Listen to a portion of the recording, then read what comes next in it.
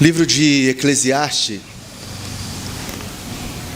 livro do Eclesiastes, ou o pregador.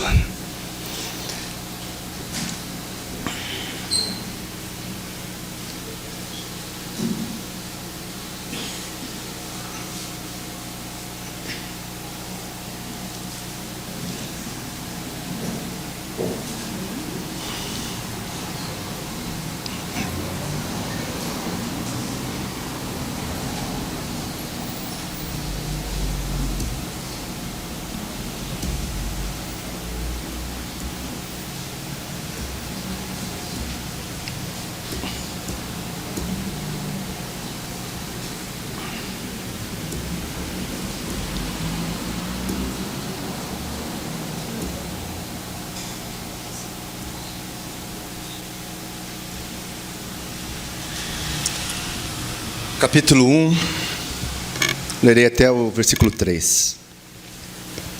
Assim diz a palavra do Senhor. Palavra do pregador, filho de Davi, rei de Jerusalém. Vaidade de vaidades, diz o pregador. Vaidade de vaidades. Tudo é vaidade. Que proveito tem o homem de todo o seu trabalho, com que se afadiga debaixo do sol? Meus queridos, eu falei hoje pela manhã que nós iríamos falar sobre Eclesiastes, queríamos expor o livro nos próximos domingos. Uma caminhada longa, mas bem proveitosa. O livro de Eclesiastes é um livro que fala profundamente aos nossos corações a respeito da vida. O que é a vida? Muitos filósofos tentaram interpretar o sentido da vida, mas não conseguiram. Sócrates e tantos outros, Aristóteles, e não conseguiram entender o que é a vida. Mas nós que estamos em Cristo e sabemos que Jesus é a vida, entendemos o propósito da vida, o livro de Eclesiastes vai nos dar um sentido para que nós venhamos aprender a viver melhor do que nós estamos. Nós precisamos aprender como cristãos a viver melhor.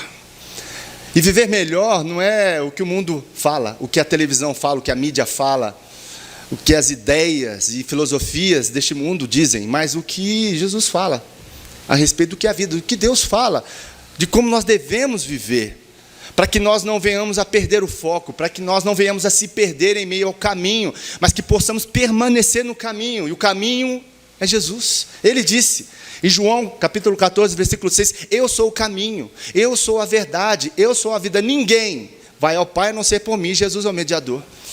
E para isso nós precisamos entender como que é o caminho, como que é a vida, como que nós podemos então entender e aprender com Jesus a viver. E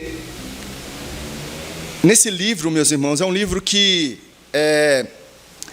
vai falar profundamente aos nossos corações. A palavra de Deus fala, né, profundamente ao nosso coração. Mas o livro de Eclesiastes é algo para a gente parar, pensar e refletir a respeito da vida. Como recentemente eu perdi um parente muito próximo, meu pai, algo que nós realmente esperávamos por tudo que já estava acontecendo, uma doença terminal, um câncer terminal. Ao longo de 6 meses de luta, eu pude parar e refletir várias vezes a respeito da vida. O que é a vida? E o livro de Eclesiastes, mais uma vez, fez todo o sentido para que eu pudesse entender melhor a vida. O que é a vida debaixo do sol? E a busca por um sentido, a busca pelo verdadeiro sentido, para que assim nós possamos ter um senso de propósito na vida. É isso que o livro de Eclesiastes vai nos dizer. O livro de Eclesiastes vai falar justamente dessa diretriz, desse norte de como nós devemos viver, para que nós não venhamos a nos perder no caminho. Diante disso, meus irmãos, nós precisamos parar e pensar em relação àquilo que nós dizemos que somos cristãos. Por sermos cristãos, nós vivemos o cristianismo. E o cristianismo é nada mais, nada menos do que viver segundo a vontade de Jesus, sendo o seu discípulo. E ser discípulo é seguir o Mestre, seguir os seus ensinamentos. E para nós vivemos o cristianismo, hoje está muito difícil. Não só hoje, mas em todos os tempos. E nós sabemos que em todo o mundo, e falar especificamente da nossa nação, nós vemos uma queda, uma decadência no cristianismo. Que tipo de decadência é essa que nós temos vivido? Certos autores e teólogos, eles têm falado que o cristianismo ele está em queda, ele está se tornando minoria em vários países. Na Europa já é minoria. O berço do evangelho hoje, ele precisa ser evangelizado. A Europa hoje é pós-cristã. Nós vemos isso alcançando os Estados Unidos também, e com certeza chegará a nós. Nós vemos reflexos sobre isso. E por que eu digo sobre isso? Porque estudiosos a respeito do cristianismo, teólogos, eles têm falado que a razão deste declínio, do declínio do cristianismo em todas as nações e também que se aproxima de nós, ela não se encontra na força da secularização, mas na obsessão dos próprios cristãos por heresias. Isso que traz declínio ao cristianismo. Cristãos que procuram e que buscam viver heresias. E quais são os tipos de heresias que nós podemos perceber e que esses estudiosos apontam como declínio, como decadência do cristianismo? Primeiro, teologia da prosperidade. Algo que é muito falado hoje nas igrejas, onde que você precisa ter uma boa casa, precisa ter um bom carro, precisa estar bem de saúde, porque você é filho de Deus e você tem que ser próspero. Você não pode sofrer. Jesus te salvou do sofrimento, da dor, da angústia. Essa é a teologia da prosperidade. Se você não prospera, você está em pecado. Você está longe de Deus. O termo prosperidade na Bíblia foi deturpado por grande maioria das igrejas evangélicas. E nós precisamos tomar muito cuidado com essa teologia, porque nós sabemos bem que quando nós convertemos, quando Jesus nos chama, a tendência é piorar, porque nós estaremos vivendo o Evangelho, e viver Cristo é viver para morrer. Jesus disse isso: se você quer ser meu discípulo, negue-se a si mesmo, tome essa cruz e siga-me. É negar a si mesmo, é negar os seus prazeres, é viver para Cristo, é morrer para os seus prazeres, para os seus pecados, para viver Cristo. É uma morte diária. Cristianismo traz sofrimento, traz angústia. Nós sabemos disso. O sofrimento faz parte da vida cristã. Jesus disse que nós passaríamos por aflições, mas tem de bom ânimo. Eu venci o mundo. Jesus está conosco em meio às dificuldades, em meio aos sofrimentos. Por que o sofrimento? O sofrimento, parte dele é para que nós venhamos a ser provados na nossa fé, para que a nossa fé se desenvolva, amadureça. Quando você não sofre, quando está tudo bem, é pouco provável que você busque a Deus. O sofrimento nos aproxima mais de Deus, faz com que nós venhamos a orar mais, buscar mais ao Senhor, ler mais a palavra, viver em comunhão. Há o sofrimento também pela disciplina do Senhor, pelos nossos erros, porque Deus nos ama os seus filhos, e quando nós erramos, o Senhor nos disciplina, para que nós sejamos corrigidos na palavra do Senhor e permaneçamos no caminho do Senhor. Por isso a teologia da prosperidade é uma heresia. É uma heresia. É uma heresia. Deus quer nos prosperar? Sim, Deus quer nos prosperar, mas não é dessa forma em que nós teremos todas as coisas, viveremos no mar de rosas e desfrutaremos de toda a riqueza que Deus pode nos dar nessa terra. Venha para Jesus que seus sofrimentos vão acabar, que você vai ter carro zero, vai ter casa, boa na cidade, na praia. Não é isso. Deus quer abençoar os seus filhos por meio do trabalho, quer que você seja bênção, mas para que você seja generoso na obra do Senhor. Portanto, a decadência do cristianismo, ela tem esse declínio pela obsessão dessa heresia, da teologia da prosperidade. Segunda, teologia da autoajuda. uma teologia de coaching, onde pregadores, né, que se dizem pastores, tem que dizer, olha, diga para você, a hora que você estiver no seu espelho, eu sou bom, eu consigo, eu posso, eu sou o melhor. Essa é a teologia da autoajuda, a teologia de que você tudo pode, que você pode ser o máximo, é massagear o seu ego, heresia. Nós vemos isso, uma corrente que tem se alastrado em meio às igrejas. Isso vai trazer decadência para o cristianismo, porque isso traz heresia. É uma heresia, uma falsa doutrina. E um terceiro ponto, em que os teólogos, os estudiosos falam a respeito dessa decadência, é o nacionalismo cristão. Pessoas que defendem a nação com unhas e dentes. Meu irmão, não tem salvador da pátria, não. Nosso Salvador é Jesus Cristo. O nosso reino não é um reino deste mundo. Nosso reino é celestial. E tem pessoas que estão brigadas, que não se falam no meio da igreja, por causa de divisões políticas, por causa de questionamentos políticos, por causa da polarização política. Meus irmãos, nós temos que lutar pelo Evangelho, pelo reino do Senhor. Pelo reino do Senhor. Nós não devemos implantar um nacionalismo cristão dentro da igreja, não. Nós temos que plantar a palavra do Senhor, o Evangelho que é a boa notícia em que Jesus veio a este mundo, morreu naquela cruz, mas vivo está, e se nós arrependermos dos nossos pecados, Ele nos perdoará e nos dará a vida eterna, e viveremos para sempre com Ele. Nós devemos tomar cuidado com essas três heresias, porque a teologia da prosperidade, a teologia da autoajuda, o nacionalismo cristão, eles são disfunções teológicas. Eles partem do versículo e não trazem a real interpretação do versículo. É uma visão antropocêntrica, uma visão para o homem. É o aqui e agora somente. É o aqui e agora somente. Reduzem o cristianismo a uma religião, uma ideologia para se viver bem debaixo do sol. Essas heresias fazem isso. É para que você viva bem debaixo do sol. Apenas isso. E o escritor de Eclesiastes, como nós vimos aqui no versículo 1, filho de Davi, rei de Jerusalém, sabemos que é Salomão. E Salomão, ele vai entrar justamente falando a respeito da eternidade e da história. Porque quando ele fala aqui a respeito de debaixo do sol, o que ele está falando? Que abaixo do céu, o que existe?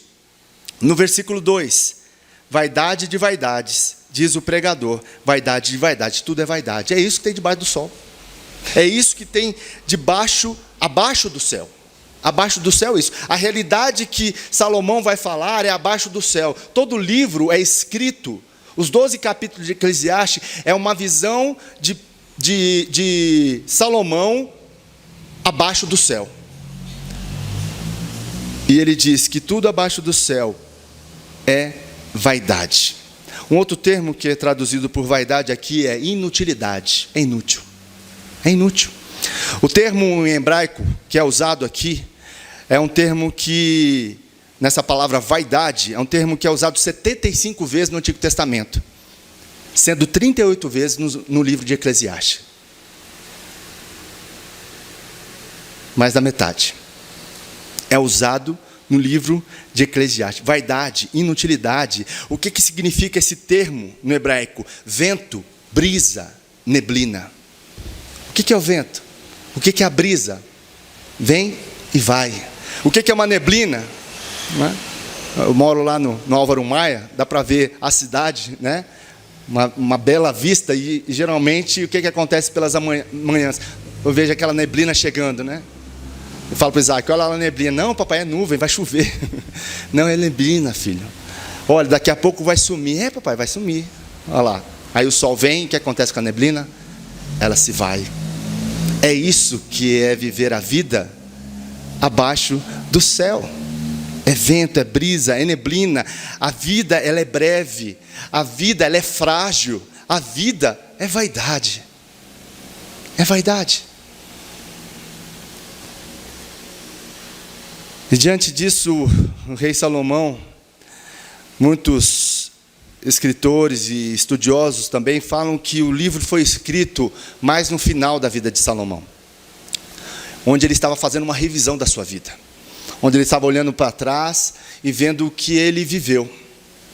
Deus o chamou como para ser o rei de Israel, e o reinado de Salomão foi o reinado que mais teve paz em Israel, e mais próspero foi o reino de Israel, através das mãos de Salomão. E em certo momento, o que acontece na vida de Salomão? Ele vai por outros caminhos.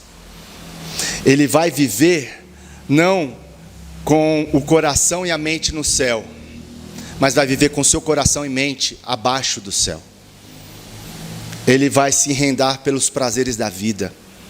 E é isso que nós vamos falar, e isso que nós vamos ver aqui no primeiro e no segundo capítulo. A realidade do que ele viveu. E fazendo essa revisão no final da sua vida, ele vai falar, ele vai dizer, ele vai concluir o que ele viveu. Quando ele saiu dos caminhos do Senhor. Quando ele foi viver a sua própria vida, a seu bel prazer, do jeito que ele queria. A leitura do livro de Eclesiastes é uma leitura que era feita nas festas das tendas. O povo de Israel, eles tinham 5 festas. Uma das festas era as festas das tendas. E o que era a festa das tendas? Ela acontecia uma vez por ano, durante 7 dias. O que acontecia? O povo de Israel saía das suas casas, né? Deixava o celular em casa, desligava o Wi-Fi, deixava, né, a comida, o ar-condicionado das suas casas, e iam para os desertos amarem tendas, para se lembrar do tempo de peregrinação do deserto durante 40 anos. Eles deixavam seu conforto para eles se lembrarem de onde Deus tirou eles. E a meditação nesses 7 dias era o livro de Eclesiastes, para que eles viessem ter sabedoria e entendimento de que se eles vivessem do jeito que eles quisessem, abaixo do céu, ia ser uma desgraça. Essa eram as festas das tendas. Então, para nós buscarmos o sentido da vida, o senso de propósito, nós vamos caminhar nesse livro, e o versículo 3 vai falar sobre isso. O versículo 3 fala o quê? Que proveito tem um homem de todo o seu trabalho, com que se afadigue debaixo do sol?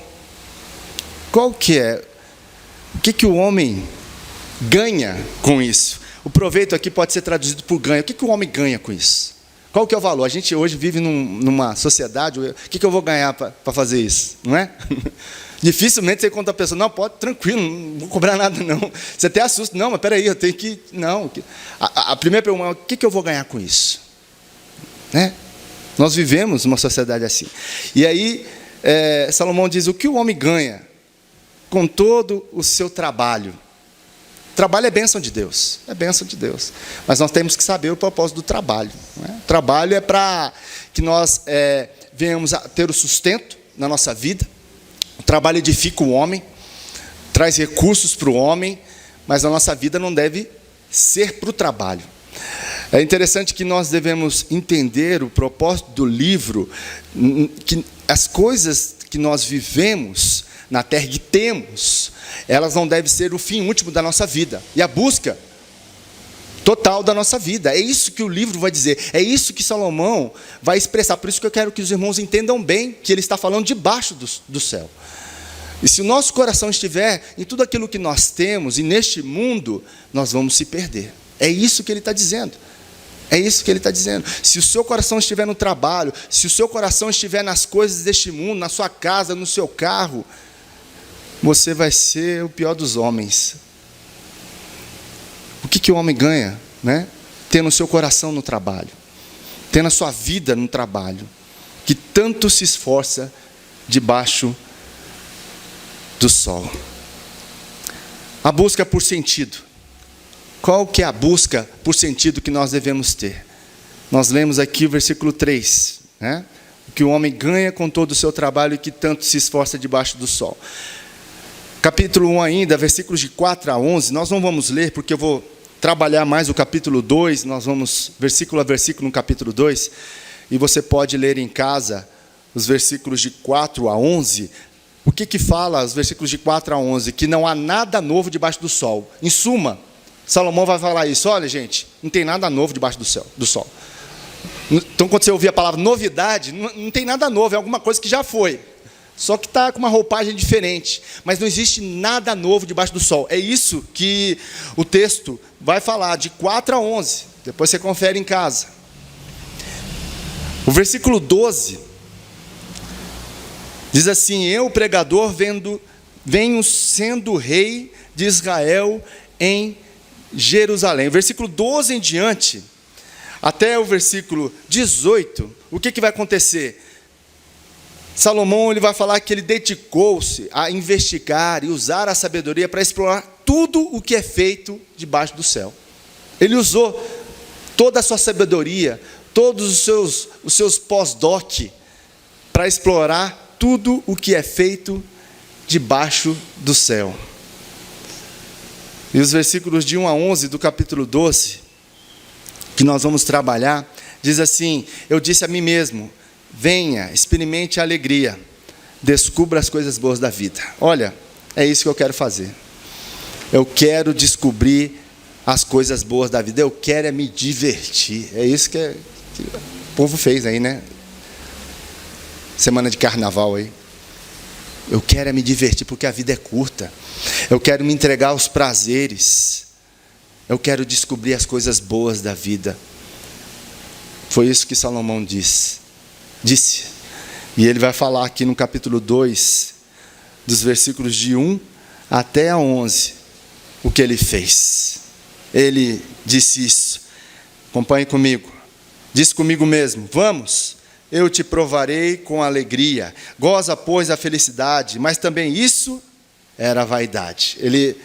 Como nós estamos fazendo aqui algo, Salomão está refletindo a respeito daquilo que ele fez. Ele disse: olha, eu vou aproveitar, eu vou gozar, de toda a felicidade. Mas eu vi que isso é inútil, que isso é vazio, que isso é passageiro. Do riso disse: é loucura, e da alegria, de que serve? Versículo 3: resolvi no meu coração dar-me ao vinho, regendo-me contudo pela sabedoria, entregar-me à loucura, até ver que melhor seria que fizessem os filhos dos homens debaixo do céu durante os poucos dias da sua vida. O que ele vai fazer? Ele vai experimentar o prazer. Olha o que ele diz aí: venha, experimente a alegria, descubra as coisas boas da vida. É isso que ele está dizendo aí. No versículo 11, eu vou provar de tudo com alegria. Eu quero a felicidade, eu quero mais ser feliz. É isso que ele quer fazer. Ele quer ter prazer. Ele quer ter prazer. Ele quer ter lucro. Versículo 3 fala isso, vai falar sobre isso. Resolvi no meu coração dar-me ao vinho, reger-me contudo pela sabedoria, entregar-me à loucura, até ver o que melhor seria, o que vale a pena viver. São os prazeres, é ter lucro, é me divertir, é me dar ao vinho. É isso que eu quero, é isso que eu quero. E aí ele continua: que fizessem filhos dos homens debaixo do céu. Ele vai falar aqui mais uma vez: é o aqui e agora que eu quero viver. Eu não quero saber do céu, eu quero viver o aqui e agora. Não me importa o céu mais. Eu quero viver o aqui e agora, o momento. Um momento que é oportuno para mim. Durante os poucos dias da sua vida. Eu tenho poucos dias para viver.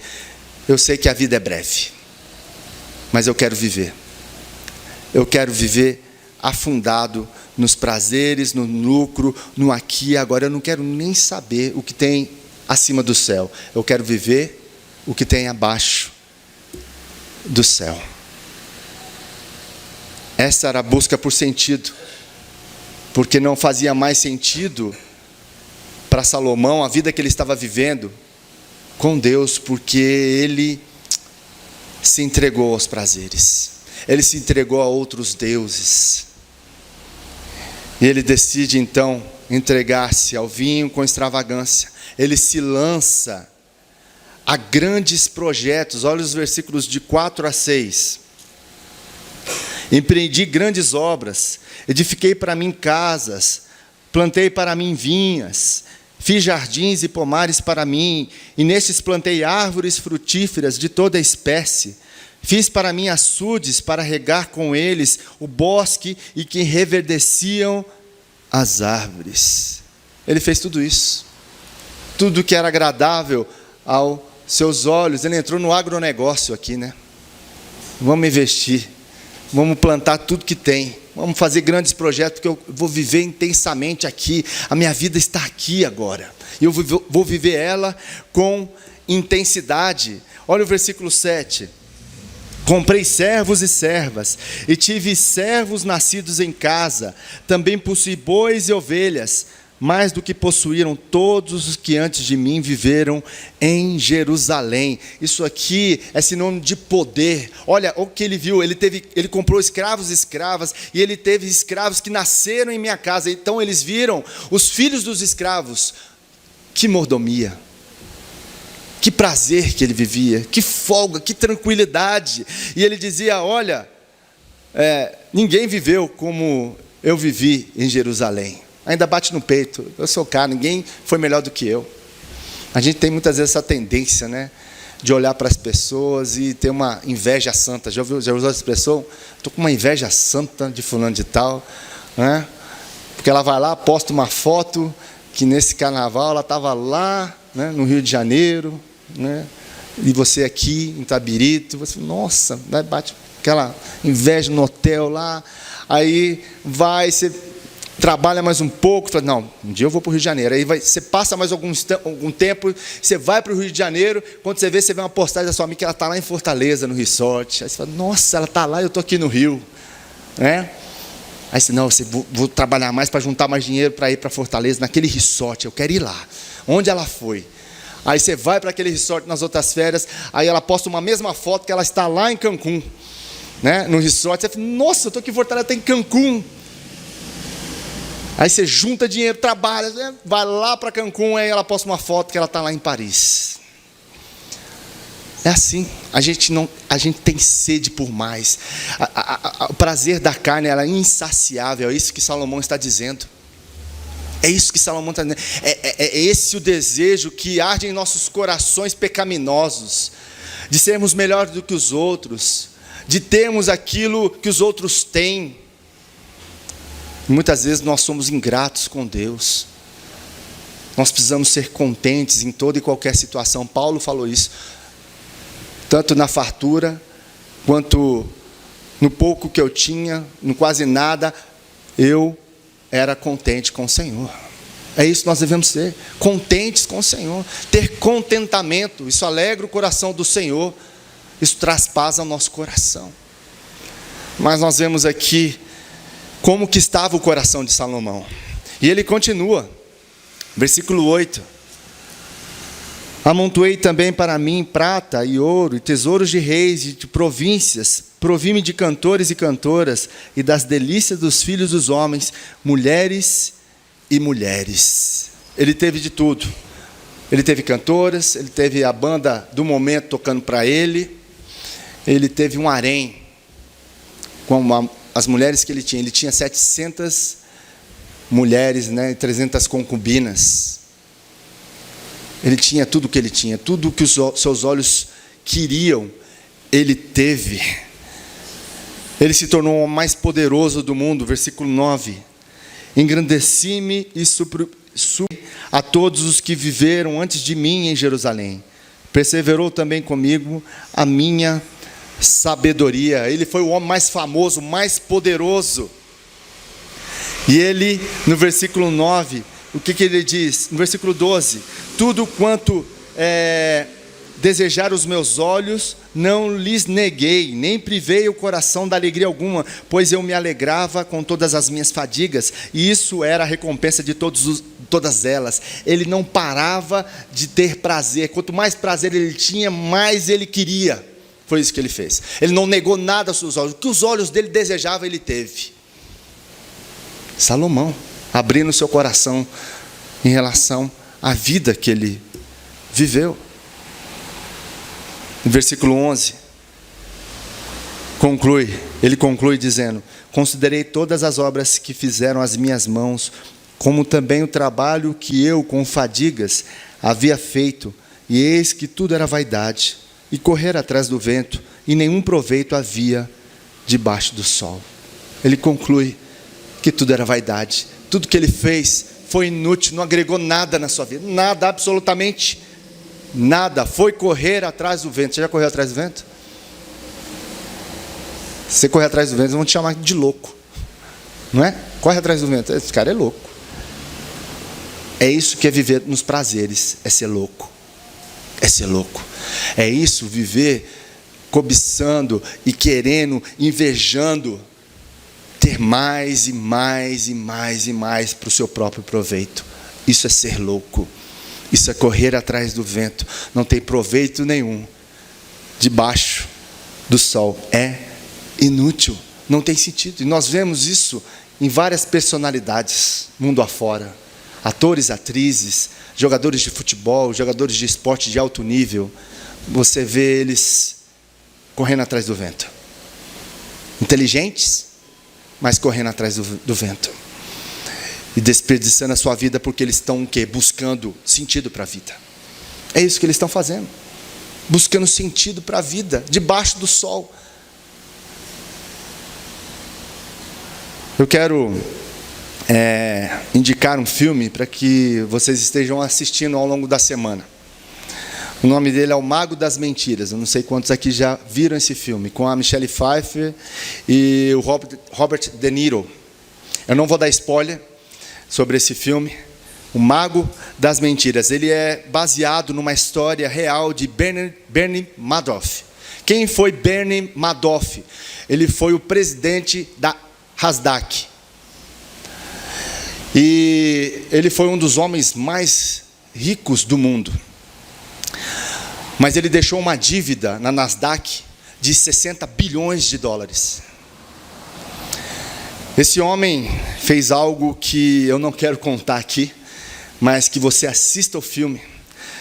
E por isso que eu não vou dar spoiler, para que você assista o filme. E eu quero que você, no momento do filme, você visualize um momento que ele está na sua casa. E na sua casa ele está ali com vários convidados, cantores. E uma cena que eu quero que você marque e que você preste atenção o que vai acontecer nessa cena. Eles usufruindo de todos os bens que ele conseguiu, de todo o dinheiro que ele conseguiu por corrupção, e o que vai acontecer com ele ali, e o que vai acontecer com a sua vida e com a sua família. Por isso eu quero que você assista esse filme, O Mago das Mentiras, um homem que buscou sentido para a sua vida nos prazeres da carne. Versículo 11 do capítulo 3 diz: tudo fez Deus formoso no seu devido tempo. Também pôs a eternidade no coração do homem, sem que este possa descobrir as obras que Deus fez desde o princípio até o fim. Deus colocou a eternidade, o anseio da eternidade no coração do homem. Ele colocou isso. Foi Deus que colocou. E a pergunta é: onde nós temos buscado o desejo de viver a eternidade? O que supre o nosso coração para vivermos a eternidade? Foi Deus que colocou esse anseio. E ele só pode ser preenchido por Jesus. Só Jesus pode preencher todo o vazio, tudo aquilo que nós queremos para satisfazer a nossa carne. É só Jesus que pode preencher esse vazio e dar sentido para a nossa vida. Não são as coisas, não são os prazeres da vida que vai trazer sentido. Mas quem vai trazer sentido para a nossa vida, e para que essa resposta da eternidade ela seja encravada no nosso peito com uma certeza de que nós estamos aqui e que devemos olhar e viver com os pés neste mundo, mas com o coração e a mente na eternidade, acima do céu. É isso que nós devemos viver como cristãos. Jesus disse em Lucas capítulo 9, versículo 25, pois que adianta um homem ganhar o mundo inteiro e perder a sua alma, ou destruir a si mesmo? O que adianta? O que adianta? Conquistar tudo. É como você chegar no topo de uma montanha, e você vai chegar lá e você conquistou tudo, e aí o que você vai fazer com isso? O que vai fazer? Salomão aqui explica muito bem que você não vai fazer nada com isso. Jó disse: nu eu vim e nu eu vou voltar, não vou levar nada disso. Os faraós acreditavam que ia levar alguma coisa, por isso que eles enchiam a sua tumba de todos os seus pertences, de ouro e tudo mais, achando que eles iam levar para a eternidade. Lé do engano. Lé do engano. João capítulo 10 diz assim, versículo 10, o ladrão vem apenas para roubar, matar e destruir. E Jesus disse: eu vim para que tenham vida e tenham em abundante. O ladrão faz isso. Satanás vem roubar, matar e destruir. É isso que ele quer fazer com as nossas vidas. Mas Jesus veio para nos dar vida. E que essa vida em Jesus, ela será plena. Essa vida em Jesus, ela é plena. Ela é o suficiente. Mais do que suficiente. Por isso que Jesus disse: eu sou a vida. Venham até mim. Eu sou a água. Aquele que beber de mim nunca mais terá sede. Eu sou o pão vivo que desceu do céu. Nós precisamos nos alimentar, nós precisamos beber, é de Jesus, é viver para Ele. É viver por Ele. Eu queria que você refletisse sobre o que nós falamos aqui. Que você possa viver todos os momentos da história, da sua vida, com a consciência na eternidade. Viva todos os momentos da sua vida, da sua história, conscientes da vida eterna, de que aqui é breve, de que adianta você realizar todos os seus prazeres, satisfazer tudo aquilo que você quer, sendo que tudo isso vai ficar, e que tudo isso que nós fazemos para o nosso próprio deleite, para os nossos próprios prazeres, é passageiro.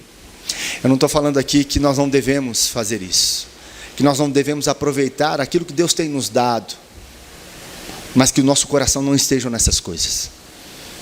O nosso coração, meus irmãos, não pode estar nas coisas deste mundo. Nós estamos aqui como mordomos do Senhor. Deus nos abençoa para que nós venhamos ter tempo de entretenimento, sim, tempo de qualidade, com a família, com os irmãos, mas a nossa vida, o nosso coração não pode estar nessas coisas. A nossa busca não deve ser por isso. Segundo, encontre em Jesus o sentido para a vida, do termo presente e eterno. Talvez você aqui tenha essa oportunidade de responder a Jesus dizendo: Senhor, eu quero entregar minha vida para o Senhor. Eu quero ser totalmente do Senhor. Eu quero dar o meu coração a Ti. Ou então você que está longe do Senhor, está meio apagado aí na fé, você pode dizer: Senhor, eu quero voltar ao primeiro amor. Eu quero viver uma vida mais próxima do Senhor. Eu não quero buscar somente as coisas deste mundo, mas eu quero buscar o Senhor, para que o Senhor assim dê sentido à minha vida. Você vai ter o sentido da sua vida quando você viver com Jesus. Terceiro, você deve reordenar os seus valores. Reordene as prioridades da sua vida.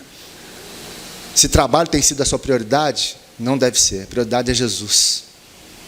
Reordene aquilo que é necessário para que você louve e adore ao Senhor. Não que seja um religioso, mas que você coloque as coisas no lugar, reordenando conforme a palavra do Senhor. a sua vida com Deus, sua vida com a esposa, com o marido, com seus filhos, com o trabalho, com a igreja. Reordene as suas vidas, reordene as suas prioridades, os seus valores, para que assim possamos viver segundo a vontade do Senhor, não segundo a nossa vontade. Que você possa, diante dessa exposição, desses conselhos que são dados aqui por alguém que passou vivendo a vida inteira, satisfazendo seus prazeres debaixo desse céu, debaixo desse sol, dizendo tudo é vaidade, tudo é inútil. Se o seu coração estiver nessas coisas, se a sua busca for só por isso, vaidade, inútil, brisa, vento, neblina, porque a vida passa. Nós passamos. Daqui a pouco nós não estaremos mais aqui. E o que nós deixamos? Qual foi o legado que nós deixamos aqui? O que eu e você fizemos para a glória de Deus? O que eu e você fizemos para a eternidade? Que possamos parar e refletir a respeito disso. Que possamos ter esse tempo de reflexão. Feche teus olhos. Abre o seu coração diante do Senhor. Confesse diante do Senhor o que você tem feito. Apresente a sua vida diante de Jesus.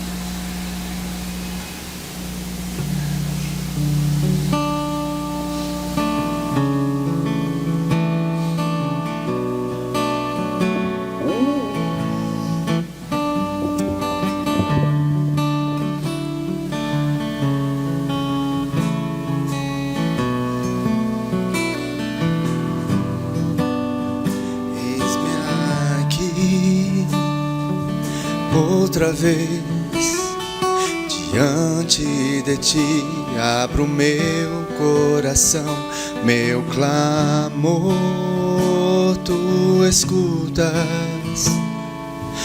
fazes cair as barreiras em mim, és fiel, Senhor, e dizes palavras de amor, esperança sem fim, ao sentir o teu toque. Por tua bondade libertas meu ser no calor deste lugar. Eu venho me derramar, dizer que te amo, me derramar, dizer te preciso, me derramar, dizer que sou grato, me derramar, dizer que és formoso.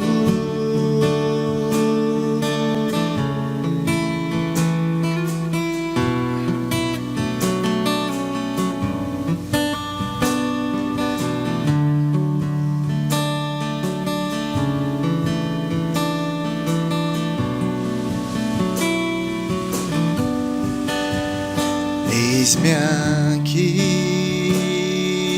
outra vez, diante de ti abro meu coração, meu clamor tu escutas,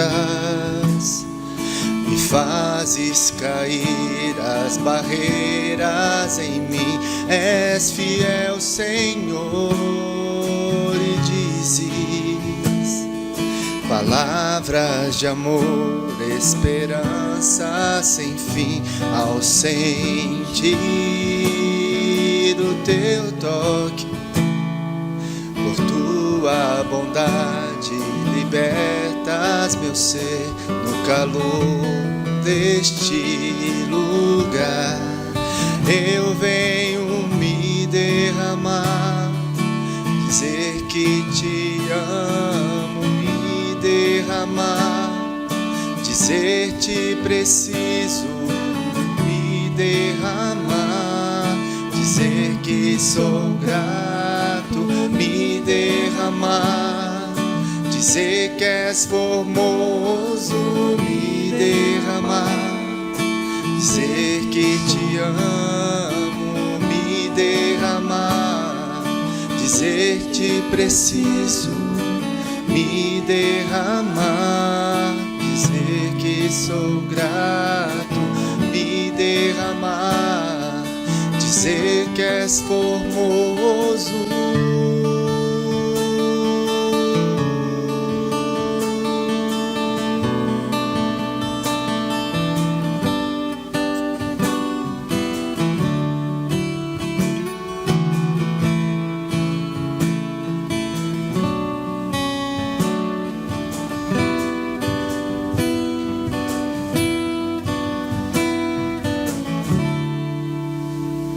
Estamos aqui, Pai, diante do Senhor, com os nossos corações quebrantados, abertos diante do Senhor, derramados na Tua presença, reconhecendo que o Senhor é o nosso Pai, o Abba Pai, o Paizinho, aquele que nos conhece, por dentro e por fora.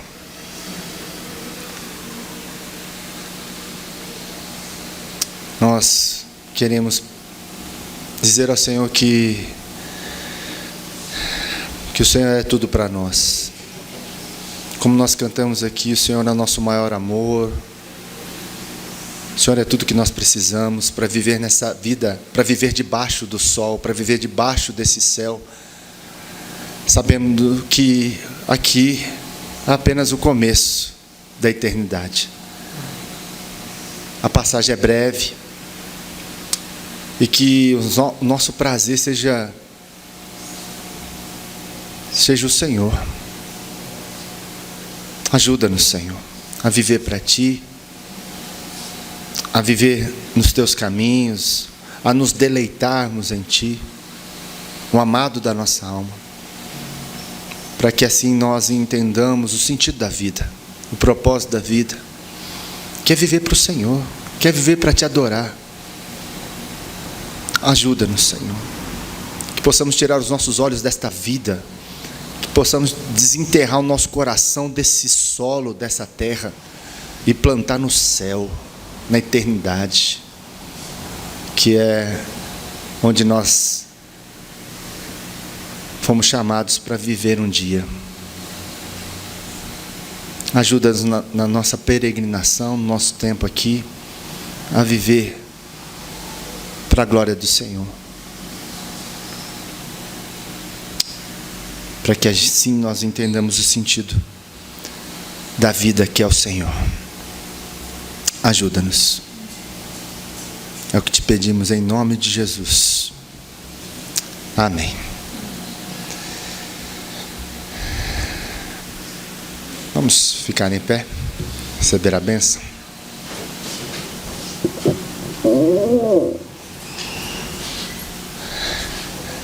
E que a graça do nosso Senhor e Salvador Jesus Cristo, o amor de Deus, nosso eterno Pai, e as ternas consolações do Espírito Santo de Deus, e o poder do Espírito Santo de Deus repouse sobre nós, o seu povo aqui reunido, espalhado por toda a face da terra, hoje e para todo sempre.